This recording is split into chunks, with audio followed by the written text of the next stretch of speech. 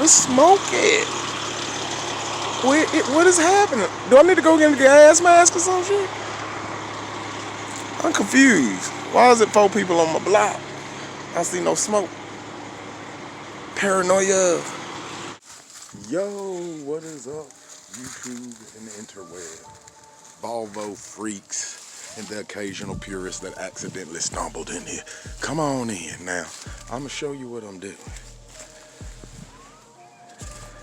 Alright, let me raise it up. Now as you can see, I have removed the motor mounts, the motor and everything. That was in the previous video. What I also did was trim down the harness.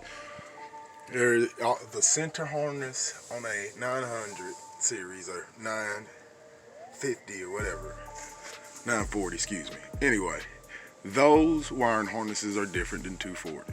As you see, this nub here, every wire that went to the motor itself was in that nub. So I cut it out. Now don't get me wrong, the power wire and the ground wire are still in. ABS is still in, because it will need power, and the lights, the turn signals, all that stuff stayed in, because yet again you will need all those.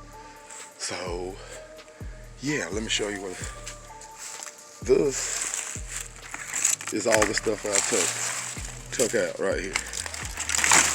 So now that I took some black RTB and I put it right up on the nub after I cut it. All right, chickens. So I grease lightening it. I also use oven cleaner. Now I've used oven cleaner before, but beware of the oven cleaner. You can literally see my brush strokes as I brushed and scrubbed it. And I scrubbed it with a plastic brush. I'll show you the brush I used. Here you go. Let's walk over here real quick. I use that dirty all the time. So I just use the brush that you use for a toilet or something. I got it from Dollar General. It cost $1, and I knew I was gonna ruin it. So that's why I got it from Dollar General. But as you can see, the paint is light. Now, this is probably a lighter part of the paint in general on the car. Like when they paint the car, they hit it heavier on the outside than they do under. See? You see this? Like they don't even bother about hitting the middle because they know they're gonna cover it with a sound deadening pad. But yeah, I don't want to make the video too long. I mean, I'm about to cut it here, and the next part gonna be me putting that battery charger on them posts and seeing if I smell fire. This is a fiberglass aerodynamic piece that goes under a big rig, like the trailer part of a big rig. I saw it on the side of the highway and got it just so I can roll and slide on the floor and stuff like that, on the ground, and not get dirty.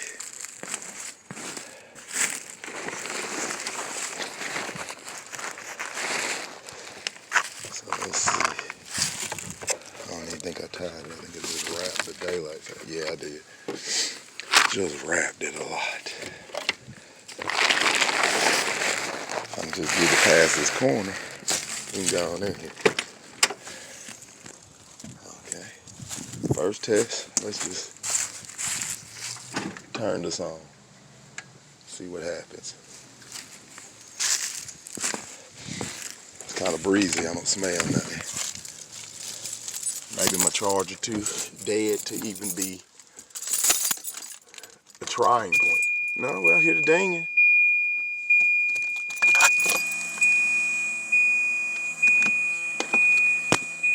Couldn't even tell you what that is. What is it making? What is making that sound?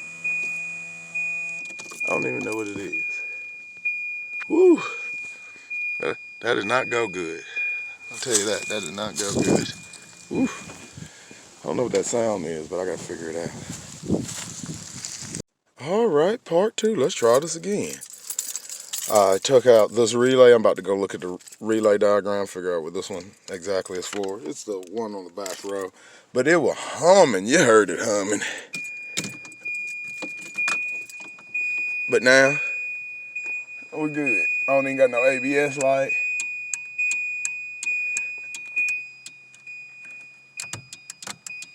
Okay, that's a start. It's saying it always says has like a brake light thing going. It's on, it's off. Every time I've ever checked the brake lights, everything's been fine. So I don't even know what to think about it. Oh, that beeping. I got the dash, I might take that out. But yeah, this is a short one. I have cut my wiring harness. I smell no burning wires, so it has been thinned down. I haven't seen any weird, matter of fact, let me turn it and press the brake a couple times. Well, good to know I still got brakes. But and gas. When your car break down, you always gonna have like a quarter gas or more in it. Man, I swear I hate that. Let me turn this off. So yeah, that's it. I have thinned down the wiring harness. I have degreased the daylights out of the engine bay, removed the motor mounts, removed this little rubber thing that's made to catch the motor when it falls on the K-member, possibly if you get in a wreck. I needed to get that out of the way for the oil pan. I probably should have put the oil pan in there. There's quite a few types of small block Ford oil pans. Mustang being the smallest and lowest profile, and then I have a truck oil pan. I have the smallest of the truck / large sedan oil pans, and they keep getting bigger and bigger, and then they go to front sump and stuff like that. For a rear sump, other than a Mustang, that's about as small as it goes. I want to make it fit with that, so I have all the extra oil for the cooling of the motor itself. The more oil you have, the harder it is to overheat a large quantity of that oil, and the oil lasts longer. So I want the extra capacity. So if I can get it to fit, it can fit. I'm probably going to have to trim the hood. Even if I did get a Mustang oil pan, it's only like an inch lower.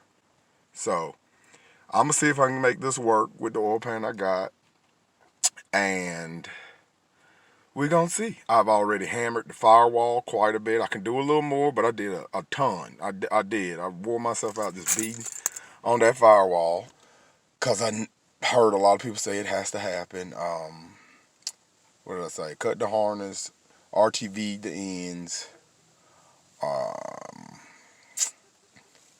Yeah, removing the motor mounts isn't as easy as I thought because almost all the bolts are connected together with one strap, like its own built-in washer. So it'll get cocked as you try to go down to get it down past the rack boots. But not impossible. I did it. If I could do it, a lot of people can do it. So I did that. That is the check. Harness cut. Engine bay cleaned. The R&D for Really Fit is happening. Most of the people that do this do small block Ford. And by small block, I mean like 289, 302, 5.0 typical kind of Mustang kind of setup. Most people don't do 351 when they do the small block swap in the Volvo. I chose to do 351 because it was convenient. Chicken bar. Is this? I'm just saying. Is it? Oh, you gonna keep cutting me off then while I'm speaking? You scared to get this smoke? Is this chicken powered or not? Huh? Huh? Huh? Is it chicken powered? You need to get from under here. All right, nigga. All right, I didn't think so. It's a Swedish snake. That's not a chicken. Whew. That weird and uneasy feeling you get when you cut 1/3 of your wiring harness out.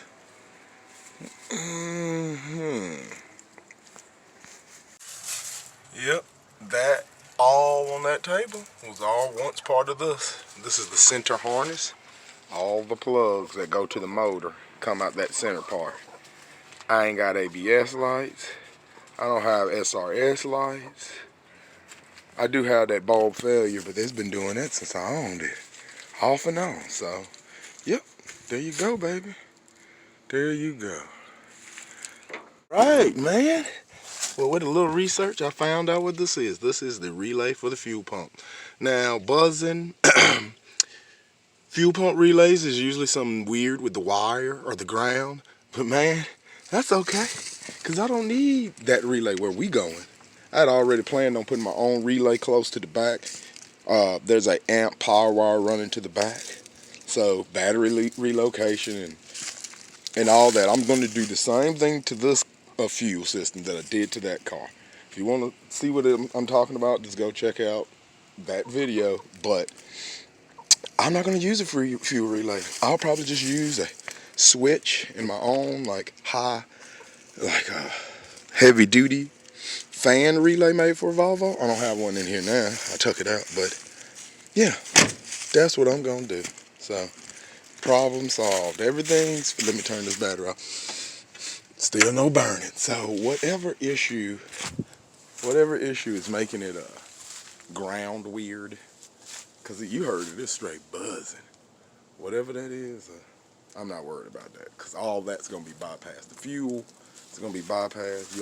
One of the more important things you need to know to diagnose any problem with your car is, do I have fuel? Do I have spark?